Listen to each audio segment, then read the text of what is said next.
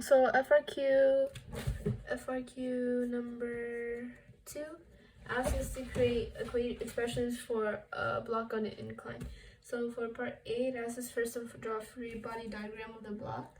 So this is the block going up the incline, and there's a given force F acting on it. There's also, of course, a force of gravity acting on the block, and then a normal force pushing the block up, of the incline pushing the block up. And there's also a friction force, which is if the block is moving up the incline, the friction force is opposing that motion, so it's going down like this. And let's say that the plane that we're going to use for the block is tilted like this. So this would be the x direction, this would be the y direction. So with that, we have some components to each of these vectors here.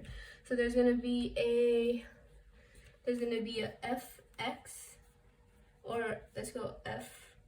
In the y direction, there's going to be an fy, and there's going to be in the fy. In the x direction, there's going to be an fx, and fx. And then force of gravity, the same thing.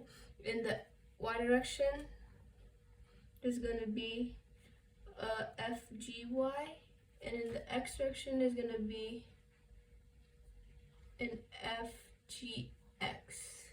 And then those are the components for the force and for force of gravity. And if we know that the angle here is theta, then theta is also here and here. So using those relationships, that's the free body diagram. We're also going to go ahead and establish some relationships. So fx, here we can see that it is f cosine of theta. So fx is equal to f cosine of theta. That's the applied force. And fy, opposite from theta, we can see that fy is f sine of theta. And then we can do the same for force of gravity. So fgx, we see, is here, opposite from theta. So we know fgx is fg sine of theta. And fgy is along the adjacent here. So we can see that fgy is fg cosine of theta. And we also already know that force of gravity is just mass times gravity. So we can write that as mg sine theta. And fgy also equals mg cosine theta.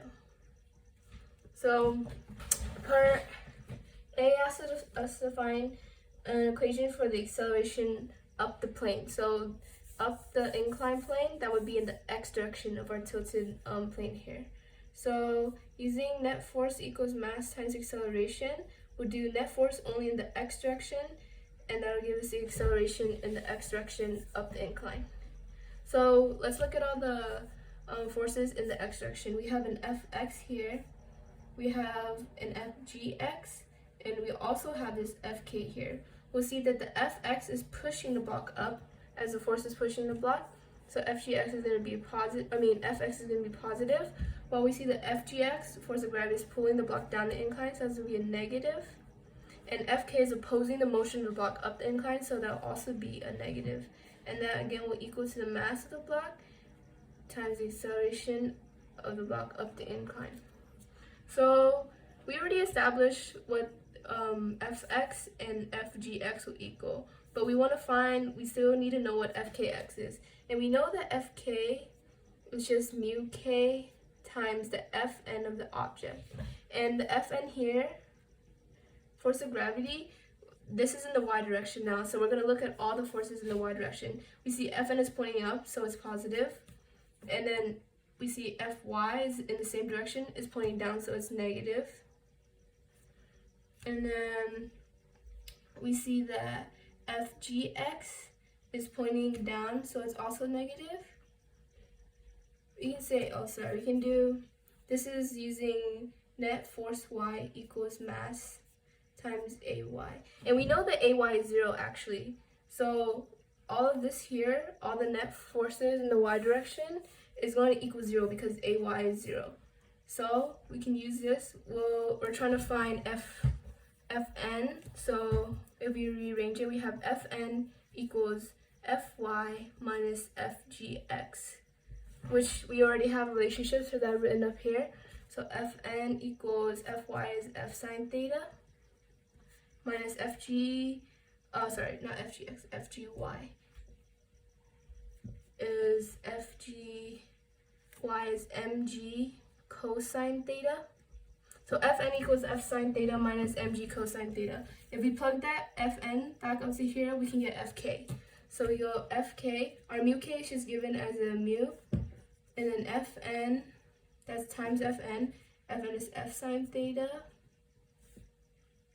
Oh, actually, sorry, this is a plus sign because when we're moving it to the other side, these two add each other because they're in the same direction. That's a plus sign. So F sine theta plus Mg cosine theta. So that is Fk. And since now we have Fk, we have Fx up here, we have Fgx. We can go ahead, I'll give us a bit more room, move it down here. Plug everything in. So Fx we know to be F cosine theta. Fgx minus Fgx we know to be Mg sine theta. Sorry, that's an M. And then Fk we know to be here where we just found it. Mu times F sine theta plus Mg cosine theta. And this is all equal to m acceleration up the incline, or acceleration x. So we want to find acceleration x, so we just divide both sides by m here. So this is, to rewrite it, acceleration up the incline is equal to f cosine theta minus mg sine theta minus mu times parentheses f sine theta plus mg cosine theta all over m, the mass of the block. So that is the equation for acceleration up the incline. So now moving on to part C. We want to find, part C asks us to find what does force F need to be for the block to side up the plane with a constant velocity. And we know that constant velocity indicates that acceleration is 0 for velocity to be constant. So v constant occurs when a equals 0. So again, we can just reuse the formula we already established here. We know that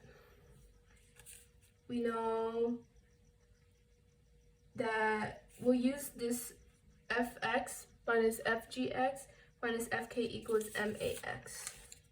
So fx minus fgx minus fk equals max. And this time, acceleration is 0, so we cross out this entire side so that all this here equals 0. And since we're looking only for this force here, for the force applied, we're going to move all the other forces to the other side. So fx equals, if we move a negative fgx to the other side, it'll be positive fgx plus fk. And again, we'll break down the relationships for all of those. We know that fx is f cosine theta, and fgx is mg sine theta, plus we know fk to be, here we found fk already, to be mu plus mu mg cosine theta plus f sine theta. That's the force of friction is. So what we broke all of these down into the individual terms, and now we only want to find this f here. So we're gonna have to distribute this mu so that we can get f, this entire term, over with this term. So f cosine theta equals mg sine theta, and we're distributing the mu, so it's mu mg cosine theta plus mu f sine theta. And if we move this to the other side, we'll subtract it. We will have f cosine theta minus mu f sine theta equals mg sine theta plus mu mg cosine theta. And we only want f, so we're gonna factor f out here. And on the inside, we're still left with, if we factor f here, we're left with cosine theta minus a mu sine theta, which is still all equal to whatever is left on this side, mg sine theta, plus mu mg cosine theta. So we're going to subtract both sides now to isolate for f, force applied. We're going to subtract both sides by this term here. So we're left with f equals,